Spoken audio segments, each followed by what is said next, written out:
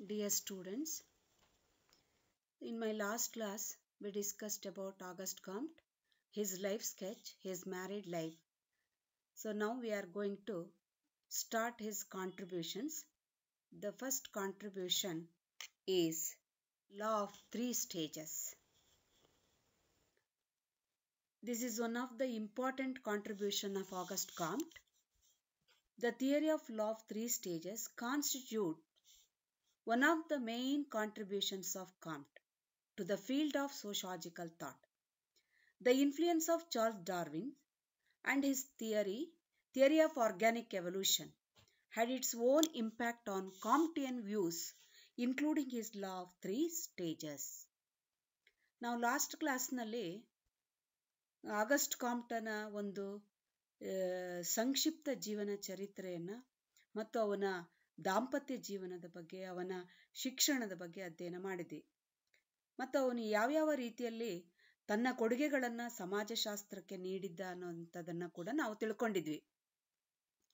ಈಗ ಅವನ ಮುಖ್ಯ ಒಂದು ಕೊಡುಗೆಯಾದಂತಹ 3 ಹಂತಗಳ ಸೂತ್ರ ಅದನ್ನು ನಾವಿಲ್ಲಿ ನೋಡ್ಬೋದು.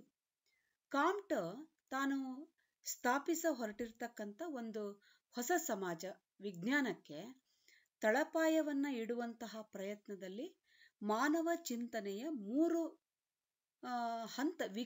ಮಾನವನ ಚಿಂತನೆಯ ವಿಕಾಸದ 3 ಹಂತಗಳನ್ನು ಗುರುತಿಸಿದ್ದಾನೆ ಅಂತ ಹೇಳ್ಬೋದು.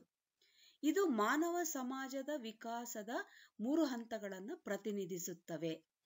ಅಂದ್ರೆ ಇಲ್ಲಿ ಸಮಾಜದ ವಿಕಾಸ ಜೊತೆಯಲ್ಲಿ ವ್ಯಕ್ತಿಯ ವಿಕಾಸ ಎರಡರ ಬಗ್ಗೆ ಕೂಡ ಅವನು ಗಮನವನ್ನ ಹರಿಸಿದ್ದಾನೆ ಅಂತ ಹೇಳ್ಬೋದು. ಇನ್ನೊಂದೇನಪ್ಪ ಅಂತಂದ್ರೆ, ಕಾಮ್ಟ್ ಚಾರ್ಲ್ಸ್ ಡಾರ್ವಿನ್ ಅವರ ಥಿಯರಿ ಆಫ್ ಆರ್ಗ್ಯಾನಿಕ್ ಎವಲ್ಯೂಷನ್ ಅಂದ್ರೆ ಜೈವಿಕ ವಿಕಾಸದ ಸಿದ್ಧಾಂತವನ್ನ ಚಾರ್ಲ್ಸ್ ಡಾರ್ವಿನ್ ಅವರು ಬರೆದಿದ್ರು. ಅದೆಲ್ಲ ನಿಮಗೆ ಗೊತ್ತಿರುವಂಥದ್ದು, ಮಂಗನಿಂದ ಮಾನವಾಗಿರ್ತಕ್ಕಂಥದ್ದು. ಫಸ್ಟ್ ಅಮೀಬಾ, ಪ್ಯಾರಾಮೀಷಿಯಮು, ರೆಪ್ಟೈಲ್ಸು, ಹೀಗೆ ಒಂದೊಂದೇ ಸ್ಟಾರ್ಟ್ ಆಗಿ ಕೊನೆಗೆ ಆ್ಯಪ್ ಆಗಿ ಕೊನೆಗೆ ಮ್ಯಾನ್ ಆಗಿರ್ತಕ್ಕಂಥದ್ದು. ಸೊ ಹೀಗೆ ಇಂತಹ ಒಂದು ಮಾನವನಾಗ್ತಕ್ಕಂತಹ ಒಂದು ಸಿದ್ಧಾಂತ, ಈ ಒಂದು ಸಿದ್ಧಾಂತದ ಪ್ರಭಾವ ಆಗಿನ ಎಲ್ಲ ಶಾಸ್ತ್ರಜ್ಞರ ಮೇಲೆ ಆಯ್ತು ಅನ್ನೋದನ್ನ ನಾವು ನೋಡಬಹುದು. ಇದೇ ಸಿದ್ಧಾಂತವನ್ನ ಇಟ್ಕೊಂಡೆ ಕಾಮ್ಟ್ ಸ್ಪೆನ್ಸರ್ ಅವರು ಸೋಷಿಯಲ್ ಎವಲ್ಯೂಷನ್ ಅಂತ ಮಾಡಿದ್ರು. ಥಿಯರಿ ಆಫ್ ಆರ್ಗ್ಯಾನಿಕ್ ಎವಲ್ಯೂಷನ್ ಏನಿದೆ ಅದನ್ನೇ ಅವರು ಥಿಯರಿ ಆಫ್ ಸೋಷಿಯಲ್ ಎವಲ್ಯೂಷನ್ ಅಂತ ಮಾಡಿದ್ರು. ಸಮಾಜ ಹೇಗೆ ವಿಕಾಸಗೊಳ್ಳುತ್ತದೆ ಅಂತ ಹೇಳಿ. ಆಗಿನ ಡರ್ಕೈಮ್ ಇರ್ಬೋದು, ಕಾರ್ಲ್ ಮಾರ್ಕ್ಸ್ ಇರ್ಬೋದು, ಆಗಸ್ಟ್ ಕಾಮ್ಟ್, ಇವರೆಲ್ಲರೂ ಕೂಡ ಚಾರ್ಲ್ಸ್ ಡಾರ್ವಿನ್ ಅವರ ಸಿದ್ಧಾಂತದ ಪ್ರಭಾವವನ್ನು ಹೊಂದಿದವರೇ ಆಗಿದ್ದಾರೆ ಅಂತ ಹೇಳ್ಬೋದು. ಅದರೊಳಗೆ ಆಗಸ್ಟ್ ಕಾಮ್ಟ್ನ ಈ ಲಾ ಆಫ್ 3 ಸ್ಟೇಜಸ್ 3 ಹಂತಗಳ ಸೂತ್ರ ಅಂತ ಹೇಳ್ಬೋದು. According to Comte, the evolution of the human mind has paralleled the evolution of the individual mind.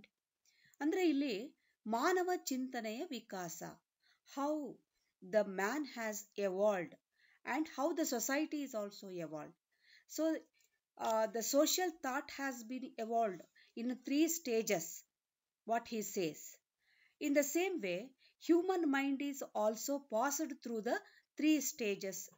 So that we can say that childhood and adulthood and the old age, these are the three stages of man's evolution. So in the same thing, so Auguste Comte, he compared the society's evolution to the human mind. So how society has passed through the 3 stages like theological, metaphysical and scientific stage. In the same way, man has also passed through the 3 stages like childhood and adolescence and then the adulthood or the old age. So that we can say.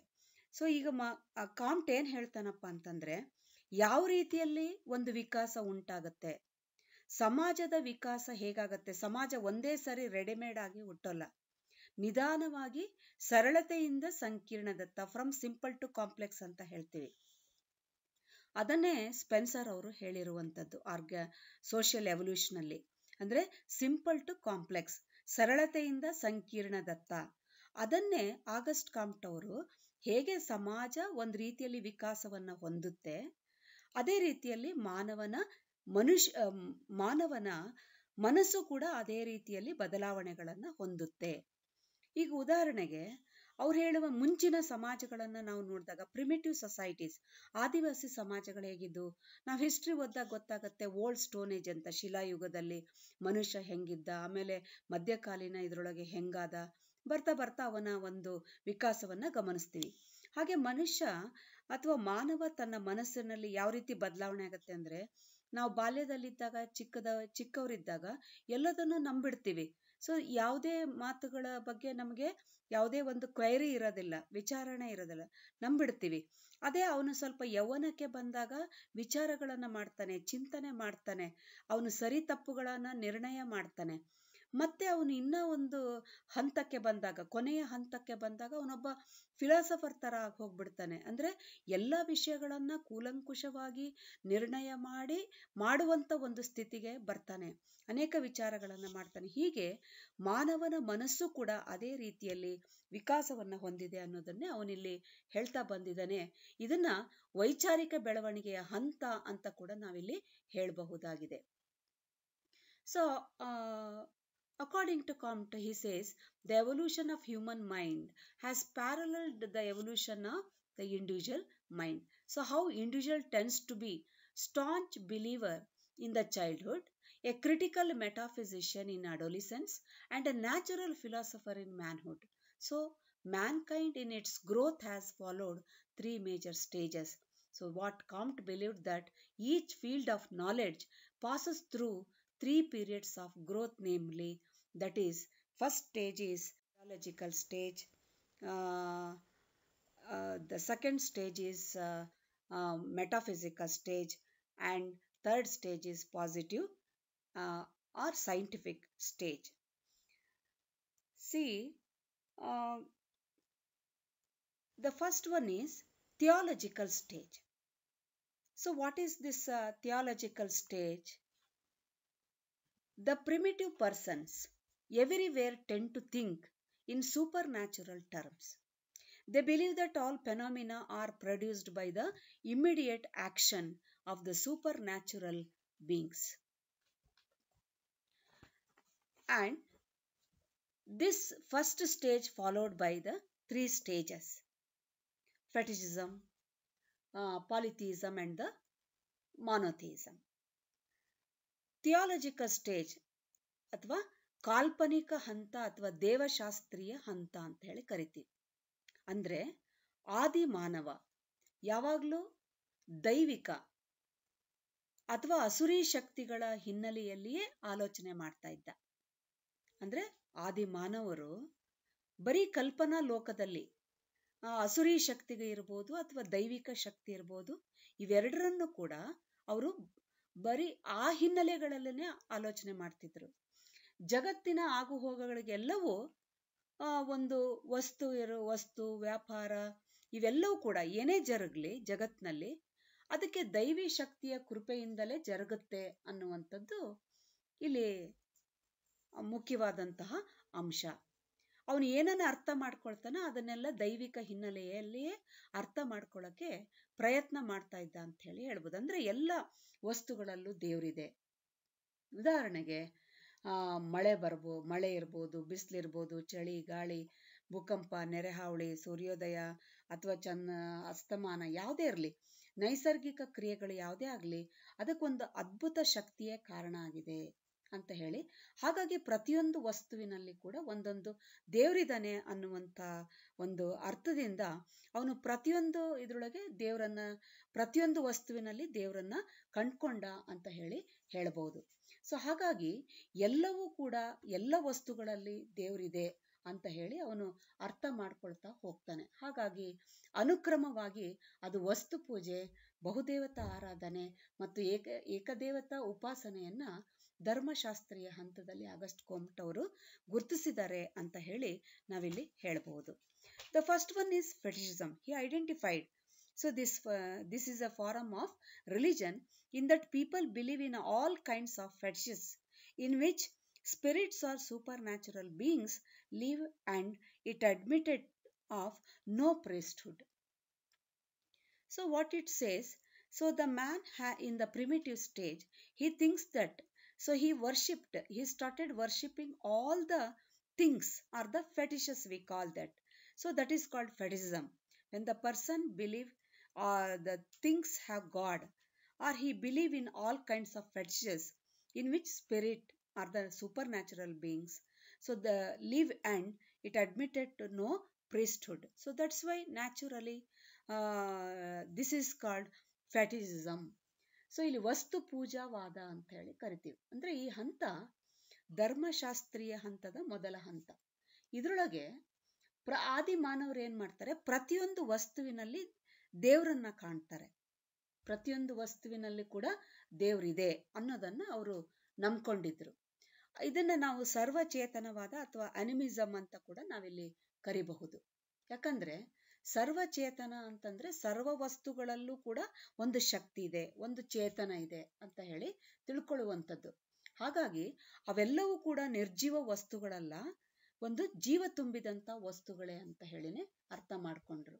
ಅಂದ್ರೆ ಈ ನಿಸರ್ಗದಲ್ಲಿರ್ತಕ್ಕಂಥ ಗಿಡ, ಮರ, ಮಣ್ಣು, ನೀರು ಯಾವುದೇ ಇರ್ಬೋದು, ಸೂರ್ಯ, ಭೂಮಿ, ಚಂದ್ರ, ನಕ್ಷತ್ರ, ಇವೆಲ್ಲದರ ಹಿಂದೆ ಒಂದು ಅಗೋಚರವಾದ ಶಕ್ತಿ ಇದೆ ಅಂತ ಹೇಳಿ ಅವನು ನಂಬ್ಕೊಂಡ. ಈ ಹಂತದಲ್ಲಿ ಅವನಿಗೆ ಯಾವುದೇ ಪುರೋಹಿತರ ಅವಶ್ಯಕತೆ ಕಂಡು ಬರಲಿಲ್ಲ. ಅಂದ್ರೆ ಯಾವುದೇ ಪುರೋಹಿತರ ಅಥವಾ ಧಾರ್ಮಿಕ ವ್ಯಕ್ತಿಗಳ, ಈಗ ನಾವೇನು ಮಠಾಧೀಶರು ಅಂತೀವಿ ಅಥವಾ ಪುರೋಹಿತರು ಅಂತ ಕರಿತೀವಿ, ಇವ್ರು ಯಾರ್ದ ಅವಶ್ಯಕತೆ ಅಲ್ಲಿ ಬರಲಿಲ್ಲ. ಯಾಕಂದ್ರೆ ಪ್ರತಿಯೊಂದು ವಸ್ತುವಿನಲ್ಲಿ ದೇವತೆಗಳೇ ನೆಲೆಸೋದ್ರಿಂದ, ಆ ನೆಲೆಸಿದರೆ ಅಂತಕ್ಕಂಥ ಭಾವನೆಯಿಂದ ಎಲ್ಲ ವಸ್ತುಗಳನ್ನ ಪೂಜೆ ಮಾಡುವುದೇ ಒಂದು ವಸ್ತು ಪೂಜೆ ಅಂತ ಹೇಳಿ ನಾವಿಲ್ಲಿ ಹೇಳಬಹುದು. Second one, the phase of polytheism. When the mind of primitive man became better organized, fetishism became cumbersome. Too many fetishes created confusion. Hence, they started believing in several gods. Thus arose polytheism. So when the man's thinking has become organized, in the first stage, so in the first stage, what is that? Fetishism. He thought that all fetishes have gods and all fetishes are live. So in the next stage of his thinking become organized, and too many fetishes became cumbersome. That is, it creates some confusion. So what he started believing in several gods. He thinks that only few gods are there, not all. So that's why they started the phase of polytheism, the believing in many gods. So that is what polytheism. ಇಲ್ಲಿ ಬಹುದೇವತಾ ಆರಾಧನೆಯ ಹಂತ ಅಂತ ಕರಿತೀವಿ. ವಸ್ತು ಪೂಜವಾದ ಕೆಲ ಹಂತದವರೆಗೆ ಸಾಕ್ತು. ಅದು ಬರ್ತಾ ಬರ್ತಾ ಅನೇಕ ಅನುಮಾನಗಳಿಗೆ ಕೂಡ ಎಡೆ ಮಾಡಿಕೊಡ್ತು ಅಂತ ಹೇಳ್ಬೋದು. ಯಾಕಂದ್ರೆ ಇಹ ಮತ್ತು ಪರಗಳ ವ್ಯತ್ಯಾಸವನ್ನ ಅವ್ರು ಕಂಡ್ಕೊಂಡ್ರು. ಅಂದ್ರೆ ಇಷ್ಟೊಂದು ಗಾಡ್ ಇದೆಯಲ್ಲ, ನಮ್ಗೆ ಯಾವ್ದೋ ಒಂದು ಶಕ್ತಿ, ಅಂದ್ರೆ ಇದೆಲ್ಲದರ ಹಿಂದೆ ಒಂದು ಶಕ್ತಿ ಇದೆ, ಆ ಶಕ್ತಿ ಯಾವುದು ಅನ್ನೋದನ್ನ ಅವ್ರು ಅರ್ಥ ಮಾಡ್ಕೊಳ್ಳೋಕೆ ಪ್ರಯತ್ನ ಪಟ್ರು. ಹಾಗಾಗಿ ಇಲ್ಲಿ ಪ್ರಪಂಚದಾದ್ಯಂತ ಅನೇಕ ವಸ್ತುಗಳಿದ್ದು ಆ ವಸ್ತುಗಳೆಲ್ಲ ದೇವರು ಕಂಡ್ಕೊಂಡಿದ್ರಿಂದ ಇದು ಒಂದ್ ರೀತಿಯಲ್ಲಿ ಕನ್ಫ್ಯೂಷನ್ ಸ್ಟೇಟ್ಗೆ ಹೋಯ್ತು. ಅಂದ್ರೆ ದ್ವಂದ್ವ ಉಂಟಾಯ್ತು ಅವರಲ್ಲಿ. ಅಂದ್ರೆ ಎಲ್ಲ ವಸ್ತುಗಳಲ್ಲಿ ದೇವ್ರಿದೆ ಅಂದ್ರೆ ನಾವ್ ಎಷ್ಟು ದೇವರನ್ನು ಪೂಜೆ ಮಾಡ್ಬೇಕು? ಅದಕ್ಕೋಸ್ಕರ ಅವ್ರೇನ್ ಮಾಡಿದ್ರು, ಅವರ ಚಿಂತನೆ ಸಂಘಟಿತವಾಗ್ತಾ ಹೋಯ್ತು, ಒಂದು ಸಿಸ್ಟಮ್ ಆಗಿ ಬೆಳೀತಾ ಹೋಯ್ತು. ಅದ್ರೊಳಗೆ ಅವ್ರೇನ್ ಮಾಡಿದ್ರು, ಕೆಲವು ದೇವತೆಗಳನ್ನ ಅವರು ಪೂಜೆ ಮಾಡ್ಲಿಕ್ಕೆ ಶುರು ಮಾಡಿದ್ರು. ಅಂದ್ರೆ ಈ ಹಂತದಲ್ಲಿ ಮಾನವರು ಶ್ರೇಷ್ಠ ಮತ್ತು ಕನಿಷ್ಠ ಅಂತ ಹೇಳಿ ದೇವರುಗಳನ್ನ ವಿಭಾಗ ಮಾಡ್ಲಿಕ್ಕೆ ಶುರು ಮಾಡಿದ್ರು. ಹಾಗಾಗಿ ಯಾವ ದೇವರು ಒಳ್ಳೇದ್ ಮಾಡ್ತಾನೋ ಅವರನ್ನ ಮೇಲ್ಸ್ಥಾನದಲ್ಲಿ ಇರಿಸಿ, ಕೆಡುಕು ಮಾಡ್ತಕ್ಕಂಥ ದೇವತೆಗಳನ್ನ ಅಥವಾ ಕ್ಷುದ್ರ ದೇವತೆಗಳು ಅಂತೇಳಿ ಅವರನ್ನ ಆರಾಧಿಸ್ತಾರೆ. ಈಗ ನೀವು ನೋಡ್ಬೋದು, ಮಾಟ ಮಂತ್ರ ಇತ್ಯಾದಿಗಳನ್ನ ಮಾಡುವಂತ ಅದು ಕ್ಷುದ್ರ ದೇವತೆಗಳು ಅಂತ ಹೇಳಿ ಕರಿತೀವಿ. ಹಾಗಾಗಿ ಈ ಹಂತದಲ್ಲಿ ಬಹುದೇವತೆಗಳ ಆರಾಧನೆ ಇಲ್ಲಿ ಹುಟ್ಕೊಳ್ತು, ಮೇಲ್ಗೈ ಪಡಿತು ಅಂತ ಹೇಳಿ ಹೇಳ್ಬೋದು. The next stage is the phase of monotheism. primitive man finally developed the idea of one God or of monotheism. They started believing in the superhuman power of only one God. See, ಇಲ್ಲಿ ಎರಡನೇ ಹಂತದ, so this is the third stage of man's thinking. Finally, when man's thinking become organized or his mind become organized, then he start thinking. So, or his the thought finally developed the idea of one God. He thought that worshipping of several gods is also not good. It is not better. It is better to worship only one God, because of all the worldly activities, there is behind only one God or one superhuman power. So that's why they started to think that there is the superhuman power, that is the only one God. So that's why, so they have started to worship only one God. That phase is called as monotheism.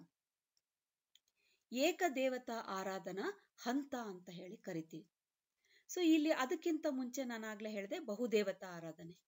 ಇದು ಕೂಡ ಅವನ ಮನಸ್ಸಿಗೆ ಒಂದು ಶಾಶ್ವತವಾದ ನೆಮ್ಮದಿಯನ್ನ ತರಲಿಕ್ಕೆ ಸಾಧ್ಯವಾಗಲಿಲ್ಲ, ಸಮರ್ಥವಾಗಲಿಲ್ಲ.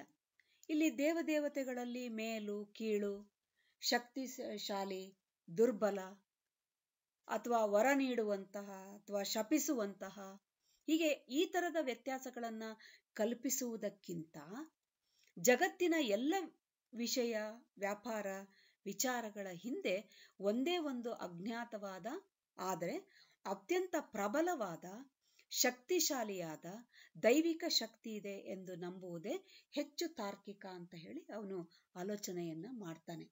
ಅಂದ್ರೆ ಇದು ಬಹುದೇವತಾ ಆರಾಧನೆ ಕೂಡ ಗೊಂದಲಗಳಿಗೆ ಎಡೆ ಮಾಡಿಕೊಡ್ತು. ಸೊ ಅದಕ್ಕೋಸ್ಕರ ಯಾವುದೋ ಹಿಂದೆ ಒಂದು ದೊಡ್ಡ ಶಕ್ತಿ ಇದೆ, ಅದು ಮನುಷ್ಯನ ಶಕ್ತಿಗಿಂತಲೂ ಮೇಲ್ಮಟ್ಟದಲ್ಲಿದೆ. ಆ ಒಂದು ಯಾವುದೇ ಜಗತ್ತಿನಲ್ಲಿ ನಡೀತಕ್ಕಂತಹ ಎಲ್ಲಾ ಚಟುವಟಿಕೆಗಳಿಗೆ ಆ ಒಂದೇ ಶಕ್ತಿ ಕಾರಣೀಕರ್ತ, ಅವನಿಂದಲೇ ಈ ಜಗತ್ತು ನಿಯಂತ್ರಣಕ್ಕೆ ಒಳಪಡ್ತದೆ ಅಂತ ಹೇಳಿ ಆ ರೀತಿಯಲ್ಲಿ ಅವರು ನಂಬಲಿಕ್ಕೆ ಶುರು ಮಾಡಿದ್ರು.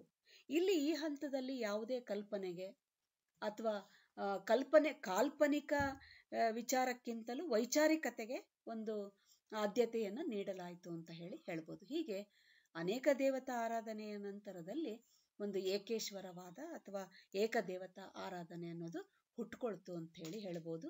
ಈ ಚಿಂತನೆಯನ್ನ ಅವನು ಸೈನಿಕ ಸಮಾಜಕ್ಕೆ ಹೋಲಿಸ್ತಾನೆ. ಮುಂದೆ ನಾನು ಅದನ್ನ ಹೇಳ್ತೀನಿ ನಿಮ್ಗೆ. ಹಾಗಾಗಿ ಈ ಮೊದಲನೇ ಥಿಯಾಲಜಿಕಲ್ ಸ್ಟೇಜ್ ಅಥವಾ ನಾವು ಧರ್ಮ ಅಂತ ಏನಂತ ಕರಿತೀವಿ, ಅಂದ್ರೆ ಧಾರ್ಮಿಕ ಹಂತ ಅಥವಾ ಕಾಲ್ಪನಿಕ ಹಂತ ಅಂತ ಕರಿತೀವಿ.